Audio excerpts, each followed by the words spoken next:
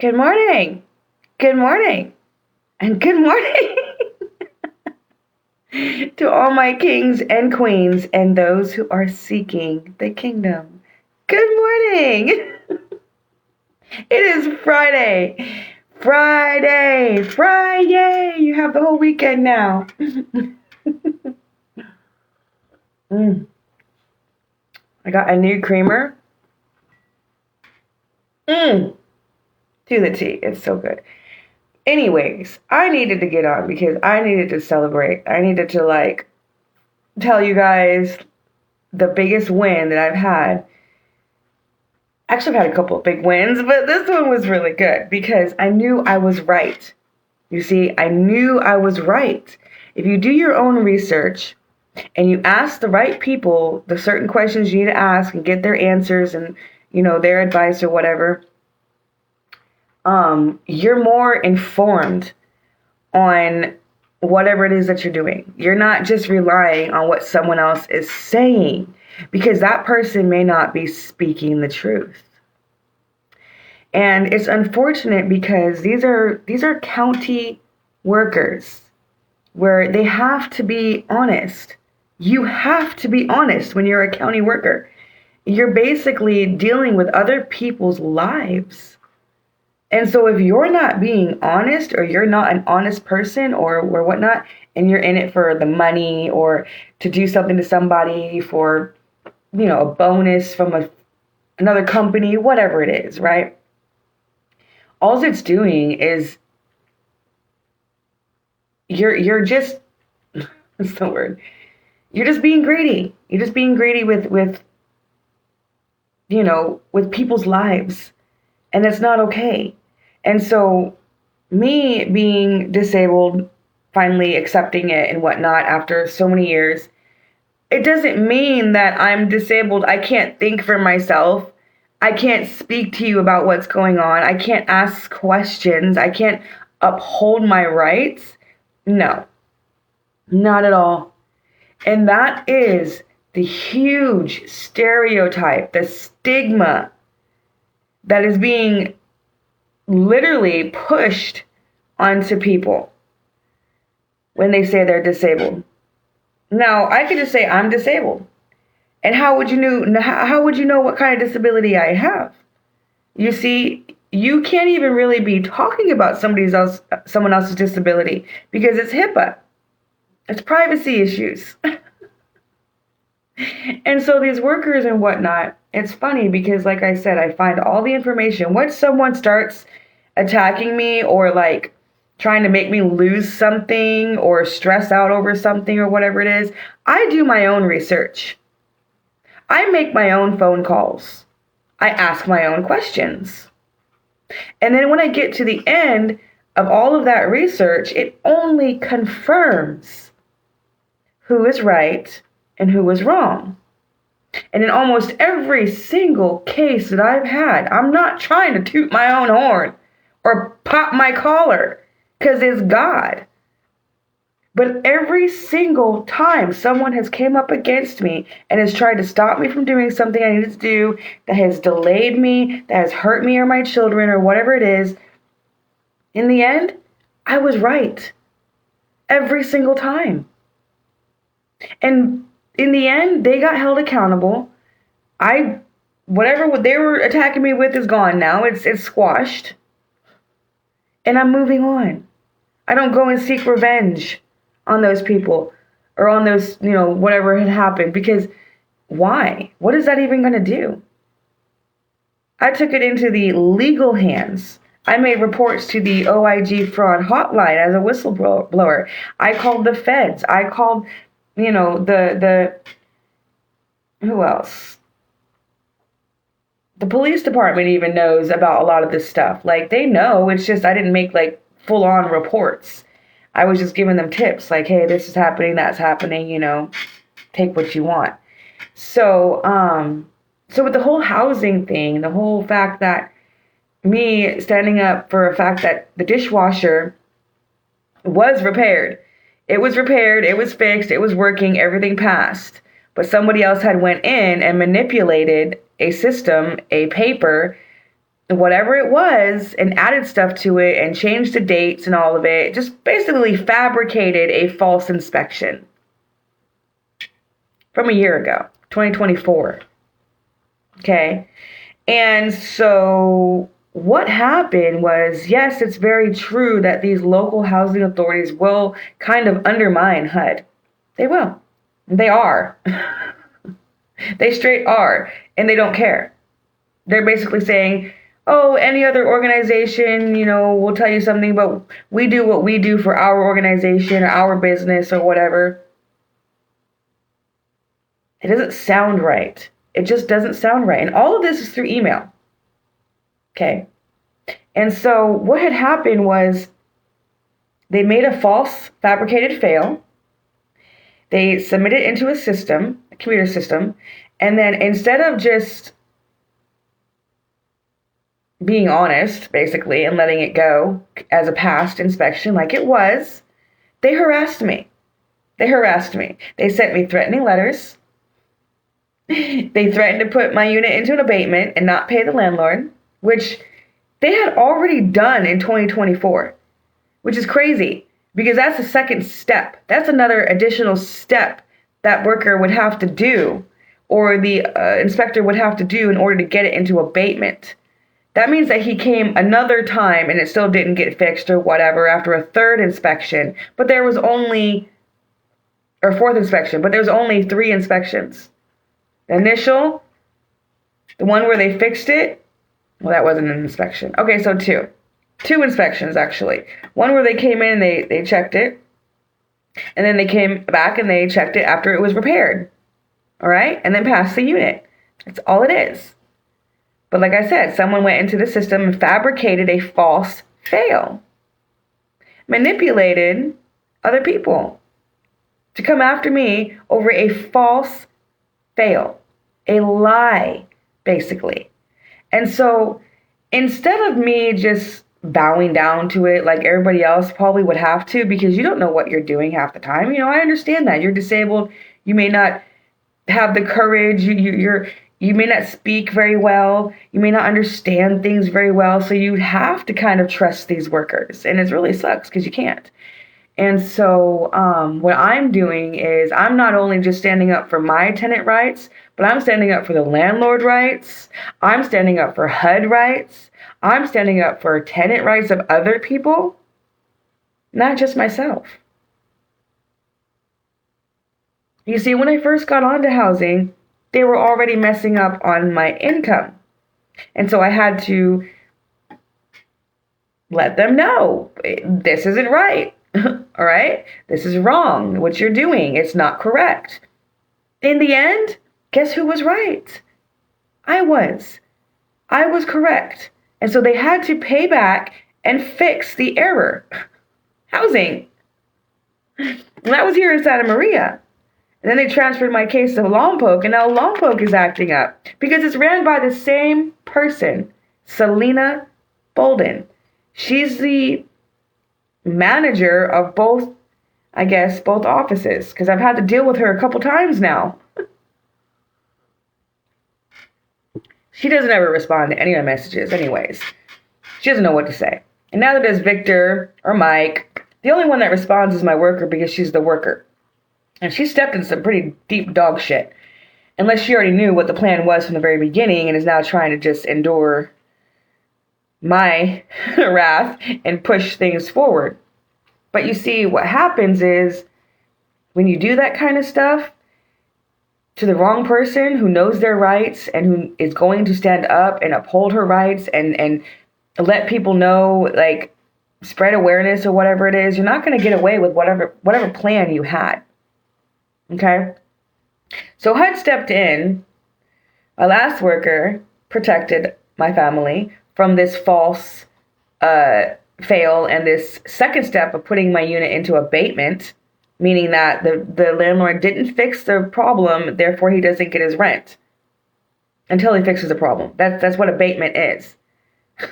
And we were never notified about that. So it just sat there in abatement for months, from 2024 all the way till now, when my new social worker, or the old worker, left and got promoted, and I got a new worker that came in. As of October, I have been dealing with this. Since October of last year. Continually.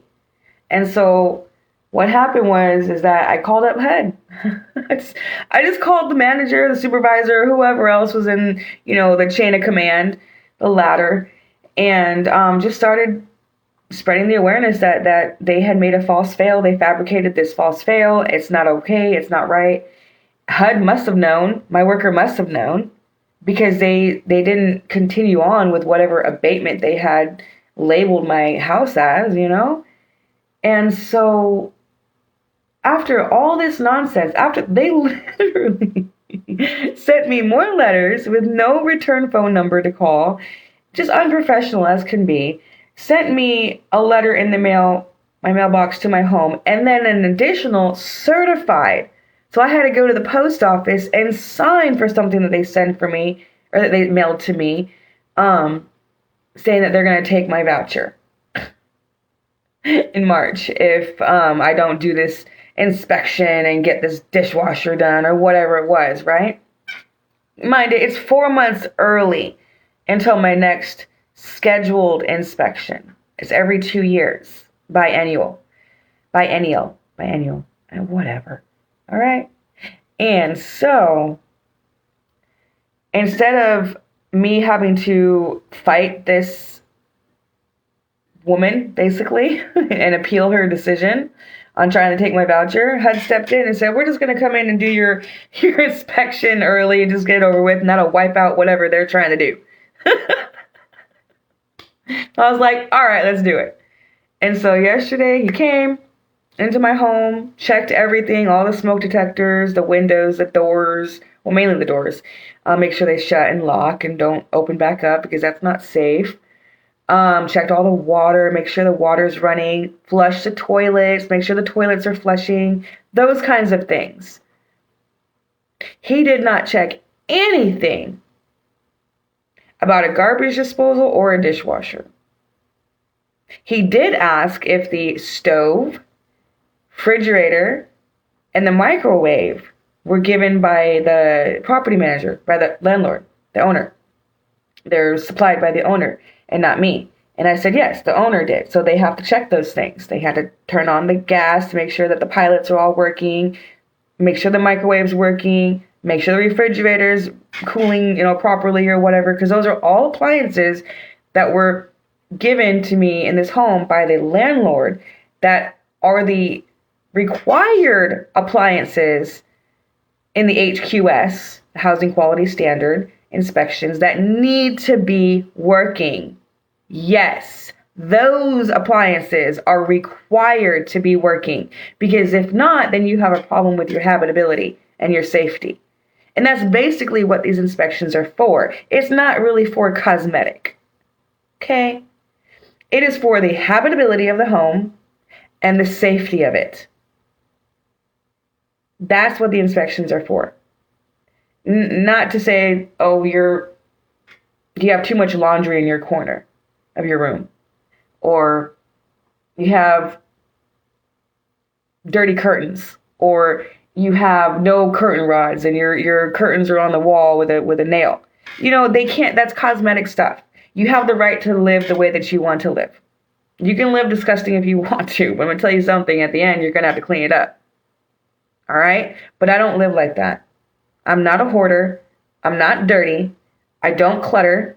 I don't deal with a whole bunch of crap in my house. I like to be able to walk through my rooms without having to step over anything or accidentally step on something. Those are my kids' rooms. And so the inspector came in. It was the same inspector from last time, too. So I was like, okay, well, it wasn't you that did it. Because HUD ended up firing that company, but then kept him. Because he was truthful. He's honest. He's a good man. Very kind. Very kind. And he believes in God, and he talks about faith, and it's just, my inner child comes out when that happens. It does. It just does. I'm very serious and professional, but, when you start talking about God, my inner child is going to come out and be like, oh, yes, yes, God is amazing, we're his children. We have that childlike faith. And so I get kind of giddy and I'm like, ooh, he believes in God. And so that's great. Helps to ease any kind of anxieties I have from past traumas, which was I'm trying to rewire my brain here, people, by myself with no medications because that shit don't work. All right? So I'm trying to rewire my brain so that I just, whatever happened in the past was happening in the past. I don't bring it to the future. And I'm trying to allow new people that come into my life. I'm giving them an opportunity, basically. Benefit of the doubt. You're not going to screw me over. All right. And he didn't. He came in. He was very respectful, very kind, patient, understanding, did the whole inspection. The only thing that, we need to fix was some carpet, because it was pulled up and the tacks are kind of showing, so it's not really safe. If I were to walk in the pantry where that carpet is and hit my feet on that tack, I would be bleeding, and so that's a safety thing. And so I'm glad that he, saw that and was like, oh, well, I couldn't even see it because I didn't even look down. He's like, but the tacks are showing and that's dangerous for your feet seats. And so I said, okay, that we'll do that. And everything else passed. Everything else passed. It's not that hard, you guys. And so now all I need to do, my landlord, he's going to repair the carpet, but I actually think I said, why don't you just rip out that carpet in the pantry? Because you really don't need carpet in a pantry. And just put down that hardwood, laminate flooring that you have in the rest of the house so that you don't have that problem anymore with mice or the stains or whatever else in the carpet in a pantry. His response was, great idea, we'll be on it. And so that's what they're going to do. They're just going to repair that little carpet in the pantry and then everything pass. And I don't have to deal with them again for another year or two. He said a year, but I was told 2 years. So, but then they have like new standards that are coming in. Like they have to check the dryer now, the dryer vents and everything now, to make sure they're connected properly, because that can happen too. And then that can be a hazard to the tenant. That's what happened to us last time in the ADU that I was in. Even though they didn't offer the washer and dryer as part of the agreement, it was coin. They still didn't fix them. They allowed it to be broken the whole time. They even allowed a gas leak to go on for a good while until I said something. And then they had to send somebody in and they fixed it for us. But yeah, that was wild. That place was terrible. That place was terrible. But yeah, so know your rights. If you really don't get along with your workers, you don't believe what they're saying, or they're harassing you about certain things, call the OIG hotline, talk to them, talk to HUD, call supervisors, ask questions, show proof of things. Like, I have proof. I have hardcore evidence that they blatantly fabricated a false failed inspection. So if it were to come back, like I said, where I have to go to court or I take them to court, they're gonna lose because they gave themselves away as well via email. Everything is email. If you do everything in email, you have the record. And if someone goes and deletes an email, guess what? It is still saved in a certain database on the phone. That's why phones are dangerous sometimes. Be careful. Just be careful.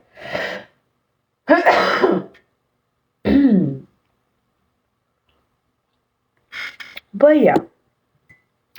And so knowing this, it makes me feel like, how many more people has this happened to? How many other housing choice voucher, Section 8 people, whatever, has this happened to with these local housing authorities, public housing authorities? How many times have they gone in and said, oh, that's not working, so we're going to need to put it into abatement until your landlord fixes it. But then the landlord doesn't have the money or is choosing not to fix it because it's a non-essential item. You have some landlords like that. And then what happens? What happens? That tenant loses their voucher, loses their home. It's gone. And they have to try again later. That is not right. That is not right. We are supposed to be treating tenants with the same respect as if a homeowner was living there, if that was their home. Okay?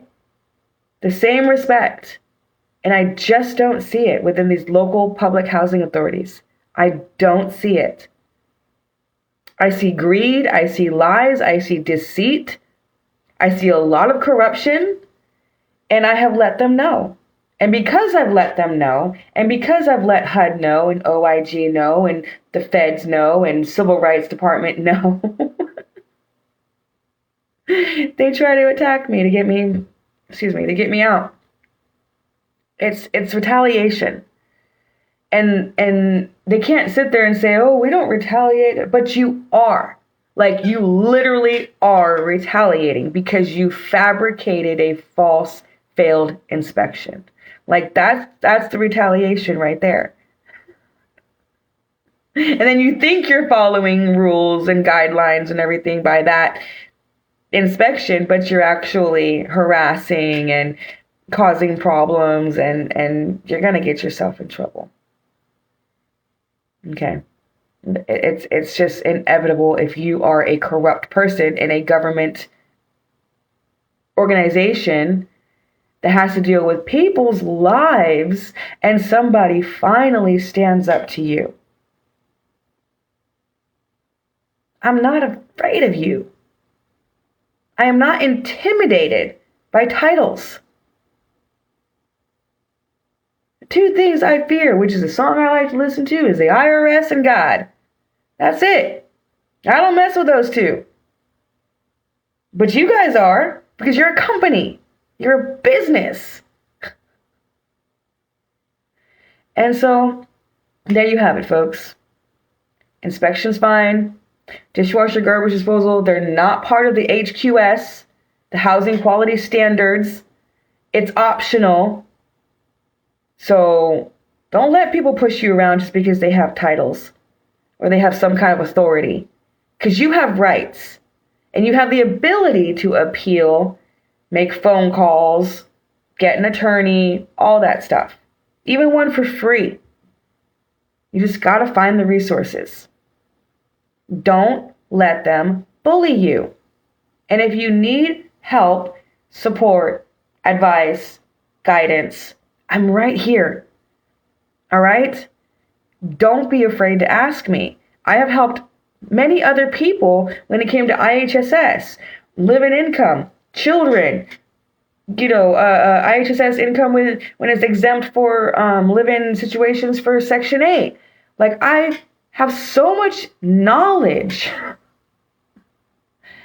I can call out any organization, any business, using their own handbooks, using their own policies. And they don't like that. Because then they can't manipulate their system to benefit themselves. Because somebody finally sees the truth. You're misinterpreting things on purpose. You are enforcing wrongful inspections that are undermining HUD and their timelines as well. Stay in your lane. All right? Stay in your lane. I know too much. I know too much knowledge when it comes to all these organizations and businesses and whatnot, when it comes to government help, because I'm a part of it. And I want to know it all. I want to know every little bit and piece so that I don't get screwed over continually. The only reason why I'm on some kind of diversion program is because I had someone falsely accuse me of something. He had to reach back in the past to pull something up on me, even though it was closed, and to come after me for that. That is the only reason. I wouldn't be on any kind of other programs if it wasn't for other people and their beady little minds. I don't even know why. Why? How are you feeling just by me breathing? Does it bother you that bad?